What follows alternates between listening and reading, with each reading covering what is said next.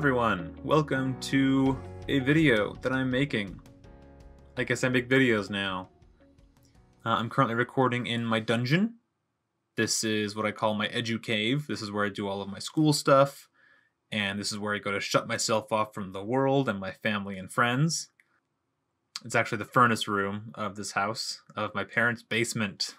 That's where I'm at in my life right now.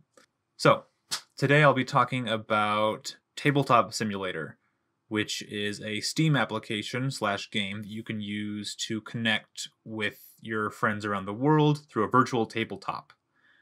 My favorite thing about Tabletop Sim is that it actually is a virtual tabletop. It's a 3D tabletop. Unlike Roll20 and Fantasy Grounds and some of those other things, there's actually physics you can interact with, and to me at least, it feels much more like you're actually having a shared experience with your friends. So I'm going to show you how it works and how you might be able to use it to fuel your D&D or other tabletop role-playing games. So let's get into it. Okay, so Tabletop Sim, it's on Steam. If we go to the store and type in Tabletop Sim, you can see it's $20. I think you can also get a 4-pack of this. Yeah, you can get a 4-pack for $60, so that saves you quite a bit of money if you want to buy in bulk for all your friends to play together at once. So let's launch this thing. It also has VR options. I don't have a VR set, but that's always a thing. So let's launch it in standard mode. Okay, and to kind of showcase what's going on here, I'm going to create a single-player game, and I'm going to load this game that I've saved for general use called the Ultra Room. This is a room that I basically created from scratch, pulling in models from other sources. So you can navigate this pretty easily. Hold down right click and that rotates the camera. Hold down middle click and that scoots you around. You can scroll in and out, right? Pretty simple. Let me just pull out a saved object I've made for a D&D character. Nope, not that one. A chest that I've made for a character I made a few months ago, I think. Her name is Cutty Sharps. So let's look in this chest. This chest actually contains a bunch of items that I've saved for this character. So let's take a look here. I found a little bit of artwork that I put on this miniature so that we can, oh, by the way, if you hover over an object and you hold down the Alt key, then it shows up in full view for you, so you can see what it is. I found a miniature. All right, so note that I've got a hexagonal grid here. I prefer to work in hexagonals for playing Dungeons & Dragons, because it's just what I prefer. But if you go to options and grid, you can change it to a square grid. And you can change the size of the grid up and down. Also there's snapping, so you can snap to different parts of the grid for objects. Okay, you can change the opacity up and down. So let's make it around there. You can change the color of the grid to something else. If you want it to be red, you can do that. So all kinds of customization, very, very cool. So let's say this is our grid, right? And let's say that this is my character, which she is. So she's a little bit too small for the grid, as you can see. So you can actually scale objects up and down really easily with the plus and minus keys. So let's scale her up a little bit. There we go. Now she's about the right size. And you can spin her around to face different directions using the Q and E keys. Lots of shortcuts, which, you know, that could be a high barrier to entry to figure all those out, but it's actually very, very helpful once you kind of learn the gist and the basics of how it all works. Okay, so here's my character, Cutty Sharps. Right now you see that it's called Female Elf Monk Dual Swords. You can change the names of anything. So let me change her name to Cutty Sharps. There we go. Now she's called Cutty Sharps. You can also add a description. So for this you could put hit points, right? She's currently at 17 hit points. So you hover over and then bam, 17. So that's very, very nifty. You can keep track of your hit points that way if you want to. So you can move objects around on the grid and they'll snap to the center if you have that setting on. I also have it so they can snap to corners. Let's take a look at her character sheet. Okay, so here's the character sheet. This is actually not the ideal version. I found a better version.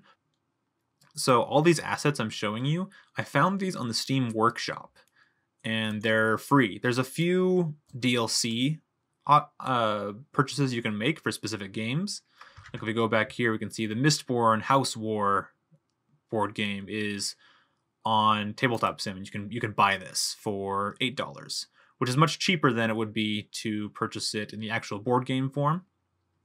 But however, if you go to Community and then Workshop, and we come over here and we type in Tabletop Sim, there it is, we can see there are a ton of different mods people have made. Do you want to play Settlers of Catan with your friends online using this? Just go here, hit subscribe. You can play it within seconds, and it does a lot of the things for you.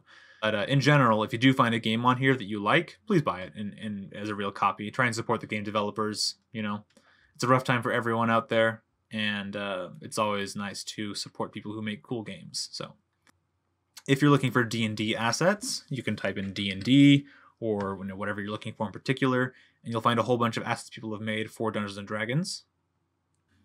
So here's all the mods I've subscribed to for Tabletop Sim. You see there's Gloomhaven, Red Dragon Inn, Star Wars RPG assets. You're going to play a Star Wars RPG. I've got a 3-player chess that I've yet to try out, a bunch of tarot cards. Splendor is a really fun game. Sheriff of Nottingham is fun. Coup. Miniatures. So say I want to find a specific miniature. Say I want to come in D&D 5e miniatures, right? And let's do expand. So this is a mod that I subscribe to that just includes tons of miniatures. They're not really textured, they just kind of have a single color, but the sheer number of things you can find in here is great.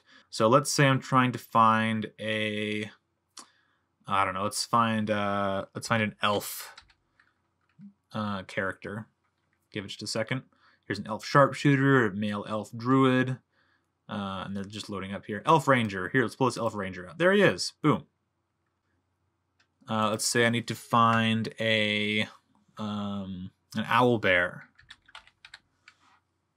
Oh, there's 3 options. There's battle owl bear, skeleton owl bear, and owl bear cub. So let's pull both of these owl bears out. So if you're a dungeon master, here you go. A battle owl bear. That's awesome. I love that. So yeah, you can just subscribe to a mod and pull in the assets or load the mod as a whole, and then you have access to all of those, and you can use those across any game. So this character sheet I got from a mod. It's actually not very well optimized because in order to edit anything, you have to go through kind of a rigmarole of editing these little dot things. So this is not the way I prefer to do character sheets anymore. I actually found a better version. So I actually did a saved object for Dungeons and Dragons. Here it is. It's a bag. It's a giant bag of D&D stuff, as you can see. So if I come in here and I do a search in this bag, I can see, oh, look, here's a character sheet template. Boom. All right. So now with this character sheet on the table, you can click and move it around. You can track your hit points on here. So let's say my hit point maximum is 20. And I've currently got 7 hit points. There you go. Oh, but I've also got 4 temporary hit points. Hit dice, you can change, oh, my strength score is 17, right? What's an ideal? My ideal is money, personality traits, stabby, You can type in all these fields, and you've got this character sheet here, and you can do the name and everything. So you can have this in front of you. So say I'm seated over here, boom, this is where I'll have my character sheet. And I can refer to it, and everyone else can see it around the table, just as if you're actually around a table. This is something I like over a lot of virtual tabletops, is you actually have this sense of being in a shared space, which I feel like virtual tabletops usually don't do very well, in my opinion. Here's the other sheet for that. So let's pull up, let's grab from objects, components, let's grab some dice. So here's a D20. You can change the color of all these as well. Let's grab a D12, a D8, a D6. And if I want to have these all themed around my own character, say my character's aesthetic is red, you can change the color tint to red. Boom, there we go. Now I've got a set of red dice. Hover over it and hit R, and then it rolls. Ooh, a 7. Or you can select, say I'm doing 4d6 fire damage for something, right? You can select all of them and hit R to roll them, or you can just click them. Oh, that's a really bad roll. Or you can click them and shake them, and then just toss them, and then they roll. That's a much better roll. Better fire damage. So you got your dice, got your character sheets, you got your miniatures, you've got really everything you need. And you'll notice that we've got my name over here, Gavin, that's me. And so you'll see if you have multiple players in on a single session, they'll each have their own kind of seat at the table. And it'll say their name, it'll have their symbol in front. One thing I do wish this game incorporated was the ability to have your webcam footage be present instead of this little square icon. I think that would be really, really special if you could do that. And say this is the set of dice that works best for my character. And I want to save this for future endeavors. So what I can do is bring in an object, just a basic tool, and a bag. There's a bag, and I can, like before, I can make it bigger and smaller, and I can change the color. So let's say I want it to be cyan. Boom, cyan bag. Put all the dice in there. Boom. And then I can say, I can name this something, bag of Dizice. Bam. And I can save this object, bag of Dizice. And then if I delete it, I can go back into objects, go into saved objects. And here it is, bag of Dizice. And I can pull out all my dice. And there they are. Look at that, there's my dice. Roll them.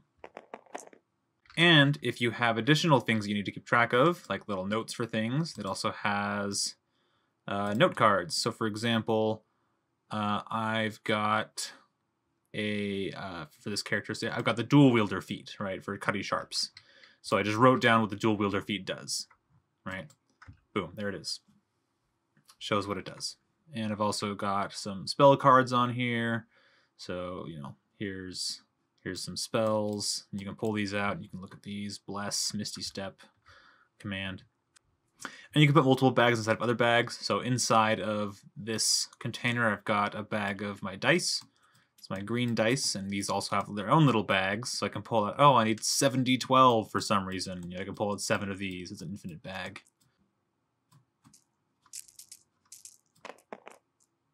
And then also, when you roll a whole bunch of dice like that, it gives you the total. So if I hover over this, you can see that it gives me the numbers of all the dice and the total. The total for these is 51. Very nice if you're rolling lots of damage. You get to have the tactileness of rolling, say you're doing a fireball, and you're rolling 10d6 fire damage. You can actually roll all those dice, and it feels much better than just clicking a button. You actually see them roll and tumble over each other, and you get to see the results as they pop up. But you can also take a look at all of them at once to see exactly, it does all the math for you. Really, really fast. Love it. So at the bare minimum, that's all you need to play. That's all you need to play Dungeons & Dragons with your friends online. Now we get to more of the tabletop aspect of this, right? So let's say you want a big map of terrain. There's a lot of different ways you can do that in Tabletop Sim. One way that I've recently discovered is you can bring in an object into components, custom, and bring in a tile. I think we want it to be a box, top image. So let's go over to a web browser really quick. Let's go to Google Images and let's type in, I don't know, top-down forest map. Great. So here's a bunch of things here. Let's find a nice big, here we go, here's a good image. Let's open in new tab, and then let's take this URL, copy it, come over here, and let's paste it. Okay, and then let's import. So now we've got this image. Oh, it's tiny, right? Obviously you can scale it up. So if you go over here and click on scale, if you want to make it a specific size, you can come over here, 50 by 50. There we go. Okay, that's too big. All right, we've gone way too big. But let's say we want it to be 30 by 30. Right, there we go. Boom. Now I've got this, now just brought in this awesome tile. And we kind of lose the grid underneath, which is fine. You actually don't want to use a map with a grid probably, because you want to be able to use the snapping capability of the grid built into the Tabletop Sim. So what we can do is we can right click on this and go to toggles. And then go down to grid projection. Grid is now over top of it. Now we can move this around, but the grid stays in place and we can see it right there. And this is great if you want to use a square grid or if you want to change it back to a hex grid. Boom, there it is. And you can, again, change the size of it as is appropriate for the area you're doing.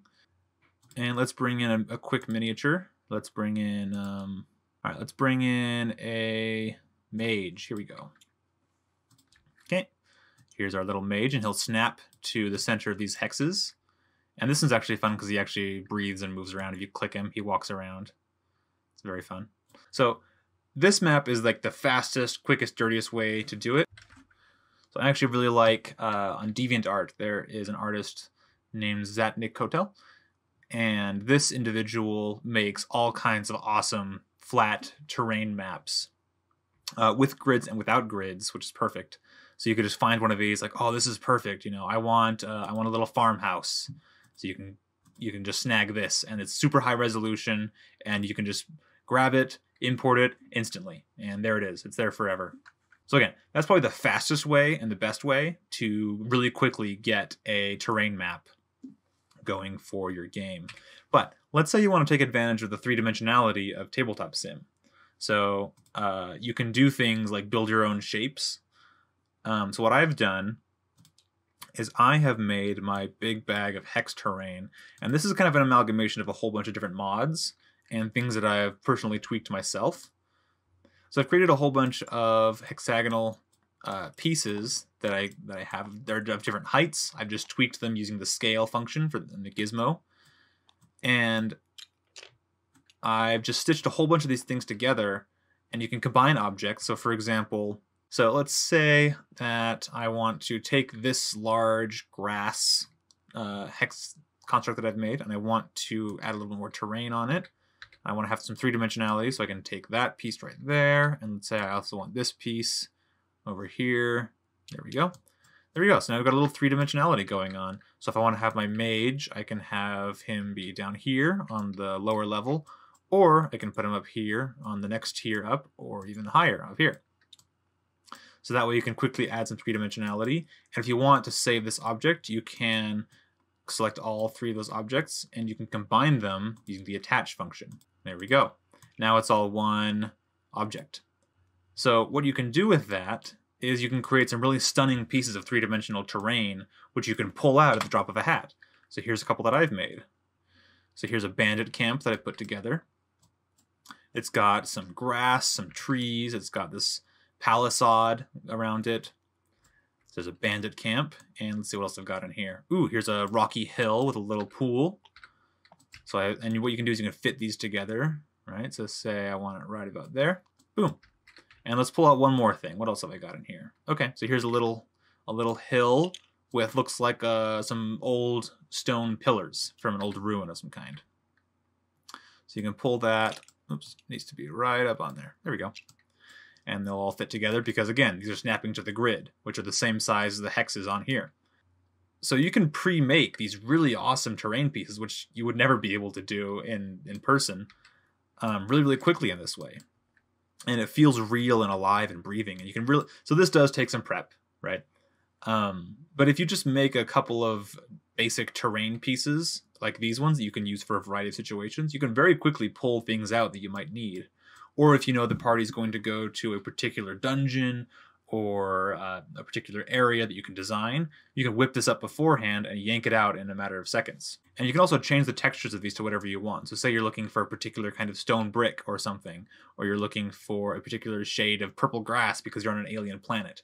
You can just right click and go to custom, and you can change the image to whatever you want. So if you want to, you can also just find other pre-made terrain pieces other people have made. So for example, I think I found this, what's in here? Yeah, so here's some terrain pieces I found from another mod, and I just pulled them into here. But yeah, this building is interesting because you can see it's got a little 3x3. If I hit 1, then it goes down to the bottom floor. If I hit 2, it goes to the middle floor. Oh, I failed to load a little bit. But you can see the interior of this area. If you hit 3, it'll go to the outside view. So this is nice because you can get to the interior of buildings. I think one of them is actually a full tavern. Yeah, I think this is the tavern. So if I hit 1, yep, here's the ground floor of the tavern. Here's a little dais for bards to perform. You can put tables and things in here. Here's stairs going up. And if we hit 2, we can go up to the next floor. This one's filled with all kinds of objects. We can see here's some beds. Very, very detailed, very, very fun. You can also scale it up if you decide it's too small. You can make that bigger. There we go. Now everyone can see what's going on. And if we hit 3, we go to the next floor. And if we go to the 4th floor, then we can see the whole thing from the exterior. Tabletop Simulator also does have built-in voice chat. So I use Discord for that kind of thing. But if you have friends who don't want to deal with having multiple applications or don't use Discord, it does have a built-in voice chat that you can just use natively. You can tweak all the options, lighting. You can change the ambient intensity. Let's say it's nighttime in the game, right? And you want to change the color of the light to something a little more moody. There we go. Look at that nighttime ambiance. Lovely stuff. If you're in combat, what you can actually do is you can turn on turns. So currently it's Gavin's turn. Everyone can see whose turn it currently is, and you can see it's your turn because of a little marker up here. So once I do my move and my action and my bonus action and I'm done, I click this, end turn, and then it'll go to the next player. And you can change the order of that if you go to turns.